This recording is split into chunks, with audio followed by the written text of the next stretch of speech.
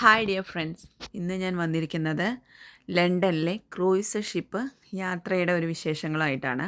അപ്പം London explore ചെയ്യാൻ പോകുന്ന ആൾക്കാരെല്ലാവരും ഈ ക്രൂയിസ് ഷിപ്പ് യാത്ര ചെയ്യുന്നതുകൊണ്ടുള്ളൊരു ഗുണം എന്ന് പറഞ്ഞു കഴിഞ്ഞാൽ നിങ്ങൾക്ക് ഡിഫറെൻറ്റ് സ്ഥലങ്ങളിൽ ഇറങ്ങാം. അവിടെ എക്സ്പ്ലോർ ചെയ്തതിന് ശേഷം വീണ്ടും വേറെ ഷിപ്പ് വരുമ്പോൾ നമുക്കതിൽ കയറാം. ഡേ ടിക്കറ്റ് എടുത്താൽ മതി. എനിക്ക് തോന്നുന്നു 4 പേർക്കും കൂടി 42 പൗണ്ടോ അങ്ങനെ എന്തോ സംതിങ് ആവുന്നുള്ളൂ.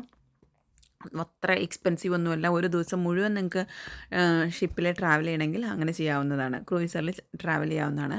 ഇത് കണ്ടില്ലേ, വലിയ ഷിപ്പുകളൊക്കെ അവിടെ പാർക്ക് ചെയ്തിട്ടിരിക്കുന്നുണ്ട്.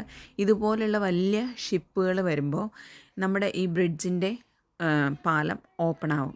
അപ്പം ഞങ്ങൾ പോകുന്ന സമയത്തും ഇതുപോലെ പാലം ഓപ്പണായി. അതുകൊണ്ട് ഞങ്ങൾക്ക് അതിൻ്റെ ഒരു ക്ലോസ് വിഷൻ കാണാൻ പറ്റി. എങ്ങനെയാണ് ഇത് ഓപ്പൺ ആവുന്നത്, അതിൻ്റെ ഒരു ഫോട്ടോ ഞാൻ എടുത്തിട്ടുണ്ട്. ഇത് ഓപ്പണായി ചരക്ക് കപ്പലുകൾ അതിലൂടെ കടത്തിവിടും. അതേപോലെ തന്നെ ക്ലോസ് ആവുകയും ചെയ്യും കേട്ടോ.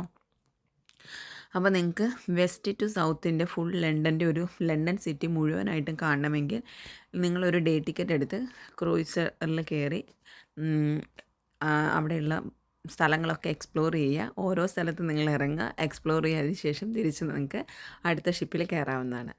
അപ്പോൾ വീണ്ടും മറ്റൊരു വീഡിയോയുമായി കാണാം. ബായ്.